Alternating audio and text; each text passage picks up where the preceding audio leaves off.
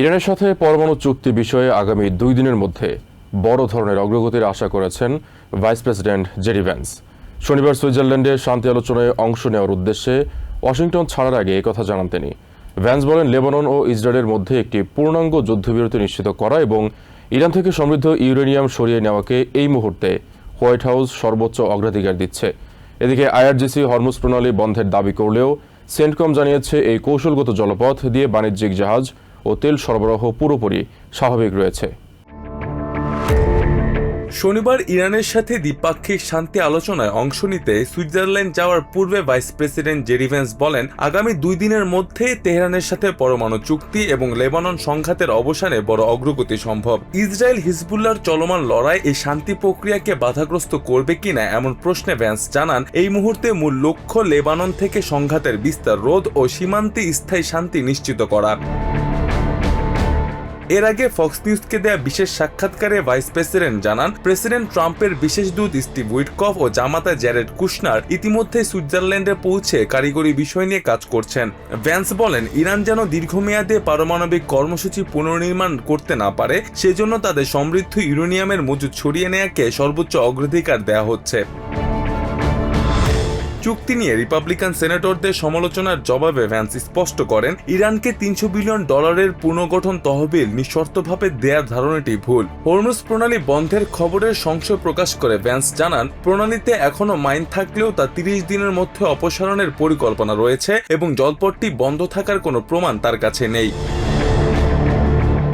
লেবাননে বাস্তুচ্যুত খ্রিস্টিয়ানদের প্রসঙ্গে ভ্যান্স বলেন, প্রেসিডেন্ট ট্রাম্প ও স্টেট সেক্রেটারি মার্কো রুবিওর প্রচেষ্টায় পরিস্থিতির অনেক উন্নতি হয়েছে, তবে স্থায়ী শান্তি প্রতিষ্ঠায় কিছুটা সময় লাগবে। তেহরানের সাথে ওয়াশিংটনের 14 দফা চুক্তিতে সম্মত হওয়া যুদ্ধবিরতিটি শেষ পর্যন্ত টিকে থাকবে বলে দৃঢ় আত্মবিশ্বাস প্রকাশ করেন তিনি। এদিকে শনিবার সেন্টকম এক্সপোস্টে জানায়, আইআরজিসি জলপথটি বন্ধ ঘোষণার দাবি করলেও হরমুজ প্রণালী দিয়ে বাণিজ্যিক জাহাজ চলাচল অব্যাহত রয়েছে। গত 24 ঘন্টায় 55টি জাহাজ 17 মিলিয়ন ব্যারেলেরও বেশি তেল নিয়ে বিশ্ববাজারে প্রবেশ করেছে।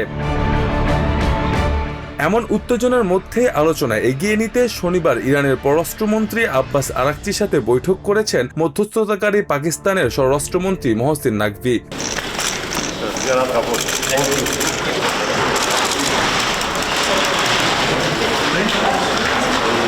তবে তেহরানের পক্ষ থেকে এসেছে ভিন্ন বার্তা। ইরানের পররাষ্ট্র মন্ত্রণালয়ের মুখপাত্র ইসমাইল বাঘাই হুঁশিয়ারি দিয়ে বলেছেন, বিপক্ষ দল যদি বাধ্যবাধকতা পূরণে অস্বীকার করে তবে ইরানও পাল্টা ব্যবস্থা নেবে। قاعدتاً برای اجراش ما از هر تلاشی که لازم باشه فروگذار نخواهیم کرد، اما همونطور که گفتیم تعهد در مقابل تعهد، در صورتی که طرف مقابل از ایفای تعهدات خودش سر باز بزنه। হরমুজ প্রণালী বন্ধ করে দেওয়ার ইরানি দাবিকে সরাসরি নাকচ করে দিয়েছেন প্রেসিডেন্ট ডোনাল্ড ট্রাম্প। শনিবার ট্রুথ সোশ্যালে একথা জানান তিনি। ট্রাম্প বলেন, বিশ্বের অন্যতম গুরুত্বপূর্ণ এই নৌপথ এখনও সচল রয়েছে এবং আগামী 60 দিন সেখানে কোনো টোলও থাকবে না। এদিকে সাবেক ডিফেন্স সেক্রেটারি মার্ক এসপার বলেন, চুক্তিটি মধ্যপ্রাচ্যে স্থায়ী শান্তি নিশ্চিত করতে পারবে কিনা তা নিয়ে এখনও বড় ধরনের অনিশ্চয়তা রয়ে গেছে। অন্যদিকে পেন্টাগনের সাবেক মুখপাত্র জন কার্বি জানিয়েছেন, ইরান হরমুজকে কুক্ষিগত করে ফায়দা লুটছে। সমঝোতা চুক্তি অনুযায়ী লেবাননে ইসরায়েলের হামলা বন্ধ না হওয়ায় হরমুজ প্রণালী বন্ধ করার ঘোষণা দিয়েছে ইরান। তবে ইরানের এই দাবি সত্য নয় বলে জানিয়েছেন প্রেসিডেন্ট ডোনাল্ড ট্রাম্প। সামাজিক মাধ্যম ট্রুথ সোশ্যালে দেওয়া এক পোস্টে ট্রাম্প জানান, হরমুজ প্রণালী আগামী 60 দিনের জন্য টোলমুক্ত অবস্থায় খোলা রয়েছে। এদিকে আত্মরক্ষার কৌশলকে তেল আবিব জরুরি মনে করে বলেই ইসরায়েল এই চুক্তি নিয়ে প্রতিক্রিয়া দেখিয়েছে বলে জানান সাবেক ডিফেন্স সেক্রেটারি মার্ক এসপার। ফক্স নিউজকে দেয়া এক সাক্ষাৎকারে তিনি বলেন, ইসরায়েলের উপর যুদ্ধবিরতি চাপিয়ে দেওয়া হয়েছিল, কিন্তু চুক্তি স্বাক্ষরের পর থেকে হিজবুল্লাহ সদস্যরাই প্রথমে যুদ্ধবিরতি লঙ্ঘন করেছে, তারপর ইসরায়েল প্রতিক্রিয়া দেখিয়েছে। হরমুজ প্রণালী বন্ধ প্রসঙ্গে সাবেক ডিফেন্স সেক্রেটারি বলেন, এটাই চ্যালেঞ্জ। ইরান চাইলে আবারও হরমুজকে কেন্দ্র করে হুমকি দিতে পারে। যতদিন ইরানের হুমকি দেওয়ার ক্ষমতা আছে তারা প্রণালীকে বন্ধ করতে পারবে বলে মন্তব্য করেন তিনি। পেন্টাগন, স্টেট ডিপার্টমেন্ট এবং হোয়াইট হাউসের সাবেক স্পোকসপারসন রিটায়ার্ড রিয়ার অ্যাডমিরাল জন কার্বি বলেন, হরমুজ প্রণালী দিয়ে জাহাজ চলাচল করছে। ইরান রেডিওতে বার্তা দিয়ে প্রণালী বন্ধ করতে চেষ্টা করছে, তাই প্রণালী বন্ধ বলা পুরোপুরি ঠিক নয়, তবে স্বাভাবিক চলাচলও সেখানে দেখা যাচ্ছে না। কারবি জানান, ইরান হিজবুল্লাহকে থামাতে পারবে না, ইসরায়েল তাদের জাতীয় স্বার্থ দেখবে। তাই নেতানিয়াহুর নীতির উপর 70% ইসরায়েলি আস্থা রেখেছে বলেও মনে করেন তিনি। একই সঙ্গে তেহরানের সাথে ওয়াশিংটনের সমঝোতা ভেস্তে যাবে বলেও আশঙ্কা করেন জন কারবি। সাবেক লেফটেন্যান্ট জেনারেল মার্ক হার্টলিং মনে করেন, ইরানের সাথে হওয়া সমঝোতা চুক্তি কোনোভাবেই শান্তি চুক্তি নয়, এমনকি ব্যবসায়িক বৈঠকের সাথেও এর তুলনা করেন তিনি। হার্টলিং মনে করেন, ইরানের মাঝে আস্থার অভাব আছে। তার মতে, ইরান তেলের প্রবাহ বন্ধ করার হুমকি দিয়ে আমেরিকাকে চাপে ফেলছে, এটা সামরিক শক্তি ধ্বংস করে ঠেকানো যায় না বলেও মন্তব্য করেন তিনি। লন্ডনের প্রায় 100 কিলোমিটার উত্তরে বেডফোর্ডে দুটি ট্রেনের ভয়াবহ সংঘর্ষের পর উদ্ধার কাজে নেমেছেন জরুরি বিভাগের কর্মীরা। শুক্রবার বিকেলে নটিংহাম ও করবি থেকে সেন্ট প্যানক্রাসগামী ইস্ট মিডল্যান্ডস রেলওয়ের দুটি যাত্রীবাহী ট্রেনের মধ্যে এই মুখোমুখি সংঘর্ষ ঘটে। এতে একটি ট্রেনের চালক ঘটনাস্থলেই প্রাণ হারান। Most of the other people sat down, and within 5 minutes, I felt the train driver brake and thought something's wrong, and then we impacted, and people went flying into one another, and yeah, that's when it began. Ambulance association জানিয়েছে, দুর্ঘটনায় 33 জন মারাত্মকভাবে আহত হয়েছেন এবং 56 জন সামান্য আঘাত পেয়েছেন। এক এক্সপোস্টে ব্রিটিশ প্রধানমন্ত্রী কিয়ার স্টারমার এই ঘটনাকে অত্যন্ত উদ্বেগজনক ও মর্মান্তিক বলে আখ্যা দিয়েছেন। এদিকে রেল দুর্ঘটনা তদন্ত শাখা ইতিমধ্যে কাজ শুরু করেছে বলে জানিয়েছেন দেশটির পরিবহন মন্ত্রী Heidi Alexander. It is too early to speculate, and that's why it's so important that the inspectors from the Rail Accident Investigation Branch were there very quickly, and they will do a thorough piece of work to establish the cause of this incident. ব্রিটেনের এই ট্র্যাজেডির রেশ কাটতে না কাটতেই শনিবার প্রথম প্রহরে জার্মানির মিউনিকে আরেকটি বড় দুর্ঘটনা ঘটেছে। স্লাইশহাইমার স্ট্রাসে এলাকায় দুটি মালবাহী ট্রেনের মধ্যে সংঘর্ষের পর দুটি বগি লাইনচ্যুত হয়ে ওভারপাস সেতু থেকে নিচের সড়কে আছড়ে পড়ে। এতে একজন গুরুতর আহত হওয়ার খবর পাওয়া গেছে। সেতু থেকে নিচের সড়কের ওপর যে বগিগুলো পড়ে আছে সেগুলো মালবাহী ট্রেনের। সৌভাগ্যবশত কোনো যাত্রীবাহী ট্রেন এর সাথে জড়িত ছিল না। উদ্ধার কাজ ও তদন্ত চলমান থাকায় এই সড়কটি আপাতত বন্ধ থাকবে। মিউনিকে দুর্ঘটনা কবলিত এলাকাটি পুরোপুরি স্বাভাবিক করতে আরও কয়েকদিন লেগে যেতে পারে বলে জানিয়েছে পুলিশ। ইউরোপের এই পরপর দুটি রেল দুর্ঘটনা রেলওয়ের সিগন্যালিং ও সার্বিক নিরাপত্তা ব্যবস্থাকে নতুন করে প্রশ্নের মুখে দাঁড় করাতে পারে বলে মনে করছেন সংশ্লিষ্টরা। হরমুজ প্রণালীতে আবারও সব ধরনের জাহাজ চলাচল বন্ধের ঘোষণা দিয়েছে ইরান। শনিবার আইআরজিসির কেন্দ্রীয় সদর দপ্তরের এক বিবৃতিতে বলা হয়, যুদ্ধবিরতির প্রতিশ্রুতি লঙ্ঘনের জবাবে এই সিদ্ধান্ত তেহরানের প্রথম পদক্ষেপ। একই সাথে ইসরায়েলি আগ্রাসন অব্যাহত থাকলে আরও কঠোর ব্যবস্থা নেওয়া হবে বলে হুঁশিয়ারি দিয়েছে আইআরজিসি। এমন এক সময়ে এই চরম উত্তেজনা যখন ওয়াশিংটন ও তেহরানের মধ্যে থমকে যাওয়া আলোচনা শুরু করতে আবারও সক্রিয় হয়েছে পাকিস্তান ও কাতার। সংকট নিরসনে এদিন জরুরি সফরে তেহরানে পররাষ্ট্রমন্ত্রী আব্বাস আরাকচির সাথে বৈঠক করেছেন পাকিস্তানের স্বরাষ্ট্রমন্ত্রী মহসিন নাকভি। অন্যদিকে সুইজারল্যান্ডে থমকে যাওয়া আলোচনা শিগগিরই শুরু হতে যাচ্ছে বলে জানিয়েছে আল জাজিরা। একজন প্রত্যক্ষদর্শীর বরাতে কাতারি এই গণমাধ্যমটি জানায়, সুইজারল্যান্ডের একটি রিসোর্টে প্রেসিডেন্ট ট্রাম্পের বিশেষ দূত ও জামাতা জেরেড কুশনারকে দেখা গেছে। ট্রাম্পের মধ্যপ্রাচ্য বিষয়ক বিশেষ দূত স্টিভ উইটকফও ইউরোপের এই দেশটিতে অবস্থান করছেন বলে জানা গেছে। এছাড়া কাতারের পররাষ্ট্র ও প্রধানমন্ত্রী শেখ আব্দুর রহমান বিন জসিম আল থানি শুক্রবার সুইজারল্যান্ডের পররাষ্ট্রমন্ত্রী ইগনাজিও ক্যাসিসের সাথে বৈঠক করেছেন এবং সেখানেই অবস্থান করছেন। তেহরানের পক্ষ থেকেও নতুন করে আলোচনা শুরুর বিষয়টি নিশ্চিত করা হয়েছে। ইরানের পররাষ্ট্র মন্ত্রণালয়ের মুখপাত্র ইসমাইল বাঘেই জানিয়েছেন, এই সফরের লক্ষ্য ইসরায়েলকে যুদ্ধবিরতি মানায় বাধ্য করতে ওয়াশিংটনের নিশ্চয়তা আদায় করা। এই সফরের মূল উদ্দেশ্যই হল অপর পক্ষের কাছ থেকে প্রতিশ্রুতি বাস্তবায়নের দাবি জানানো। 14 দফার সমঝোতা স্মারকের প্রতিটি অনুচ্ছেদ খুবই স্পষ্ট। চূড়ান্ত চুক্তির জন্য আলোচনা তখনই শুরু হবে যখন প্রতিশ্রুতিগুলোর বাস্তবায়ন শুরু হবে, কিন্তু দুর্ভাগ্যবশত আমরা মাঠ পর্যায়ে তেমন কোনো পরিস্থিতি দেখতে পাচ্ছি না। তাই এই সফরে আমরা অপরপক্ষের দেয়া প্রতিশ্রুতিগুলো বাস্তবায়নের উপর জোর দিতে চাই এবং তারা ঠিক কিভাবে তাদের বাধ্যবাধকতাগুলো পূরণ করবে তা নিশ্চিত করতে চাই। میخواد تعهدات خودش رو اجرا بکنه. বাঘেইয়ের দাবি, প্রতিশ্রুতির সবচেয়ে গুরুত্বপূর্ণ অংশ লেবানন সহ সব ফ্রন্টে যুদ্ধ বন্ধ করা, আর তেহরান সেই প্রতিশ্রুতি মেনে চলেছে। কিন্তু অপরপক্ষ তাদের বাধ্যবাধকতা পূরণে ব্যর্থ হয়েছে, যা যুদ্ধবিরতি সমঝোতার সুস্পষ্ট লঙ্ঘন। ইরানি এই কূটনীতিক বলেন, ওয়াশিংটনের দায়িত্ব ছিল তাদের প্রভাব বলয়ে থাকা জায়নবাদী শাসক গোষ্ঠীকে লেবাননে যুদ্ধবিরতি মানতে বাধ্য করা। مهمتر از همه به پشتوانه অকার্যকর রাখার জন্য আমরা এই চুক্তিতে স্বাক্ষর করিনি। মধ্যস্থতাকারীদের প্রচেষ্টা এবং ইরানের সদিচ্ছার কারণেই এই সমঝোতা সম্ভব হয়েছে।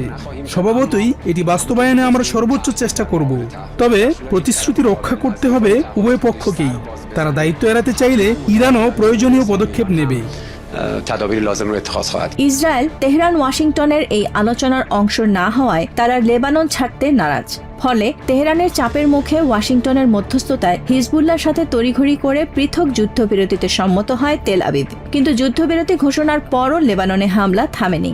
কার্যত এখন ইসরায়েল হিজবুল্লাহর যুদ্ধবিরতি কার্যকর করার ওপরই নির্ভর করছে তেহরান ওয়াশিংটনের অন্তর্বর্তীকালীন চুক্তির ভবিষ্যৎ। কাগজে কলমে যুদ্ধবিরতি ঘোষণা করা হলেও বৈরুতের এই অস্থায়ী আশ্রয় শিবিরে স্বস্তি নেই। ইসরায়েল ও হিজবুল্লাহর মধ্যকার এই চুক্তিকে বিশ্বাস করতে পারছেন না ঘরবাড়ি হারানো নিরাপদ আশ্রয় খুঁজে ফেরা লেবাননের এই নাগরিকরা। চুক্তি হওয়াটা ভালো, আমরা সবাই শান্তি চাই, কিন্তু ইসরায়েলিরা কখনোই চুক্তি মেনে চলে না। এর আগেও তারা বহুবার চুক্তি করেছে, কিন্তু প্রতিবারই তা ভঙ্গ করেছে। তারা মূলত দখলদার ও বিশ্বাসঘাতক। ইসরায়েলের ওপর আমাদের কোনো ভরসা নেই। আমেরিকা কি করবে তাও আমি জানি না। প্রেসিডেন্ট ডোনাল্ড ট্রাম্প তো সবসময় নিজেকে বিশ্বের সবচেয়ে বড় নেতা এবং পরাশক্তি বলে দাবি করেন। আমরা আশা করি আমাদের বার্তাটি তার কাছে পৌঁছবে, কারণ তিনি বলেছিলেন তিনি লেবাননের সমৃদ্ধি চান।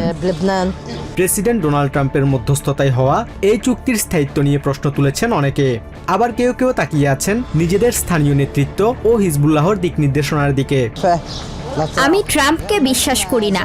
আমাদের স্পিকার নাবি বেরি কিংবা হিজবুল্লাহ যতক্ষণ না আমাদের বলবে যে পরিস্থিতি নিরাপদ এবং বাড়ি ফিরে যাও, ততক্ষণ আমরা এই আশ্রয় কেন্দ্র ছাড়ব না। বাস্তুচ্যুত এই লেবানিজ নারী জানান, যুদ্ধবিরতি ঘোষণার পর তারা নিজ বাড়িতে ফিরেছিলেন, কিন্তু রাতভর গোলাবর্ষণের পর তারা আবারও বাড়ি ছেড়ে বৈরুতে আশ্রয় নিয়েছেন। অবিশ্বাস কেবল লেবাননের বুকেই নয়, উত্তর ইসরায়েলের বাসিন্দাদের কণ্ঠেও একই সুর। চুক্তি কার্যকরের নির্দিষ্ট সময়ের পরও সীমান্তে বোমাবর্ষণ এবং রকেট হামলার আশঙ্কায় বেজে ওঠা সাইরেনের শব্দে আতঙ্কিত সময় পার করছেন তারা। যুদ্ধবিরতি নিয়ে সংশয়ের পাশাপাশি উত্তরের ইসরায়েলিদের মতে প্রেসিডেন্ট ট্রাম্প তাদের হতাশ করেছেন। এই মুহূর্তে হয়তো সাময়িক একটা বিরতি চলছে, কিন্তু পরিস্থিতি এক মুহূর্তের জন্য স্বাভাবিক হয়নি। সব সময়ই এমন চলছে, আর এটা শুধু দক্ষিণ লেবাননেই সীমাবদ্ধ নেই। হিজবুল্লাহর পক্ষ থেকেও আমাদের দিকে আক্রমণ হচ্ছে, অথচ সবাই চোখ বন্ধ করে আছে। আমি জানি না ট্রাম্প কেন আমাদের উপর ক্ষুব্ধ হয়েছেন। তিনি নিজের অবস্থান বদলেছেন, ফলে আমরা এখন বিপদে আছি। যুদ্ধবিরতির ঘোষণা শুনে আমরা বেশ আনন্দিত হয়েছিলাম, কিন্তু সত্যি বলতে তেমনটা ঘটেনি। সারা রাত আমরা বিস্ফোরণের শব্দ শুনেছি। এসব অঙ্গীকার কেবলই ভাকাবুলি।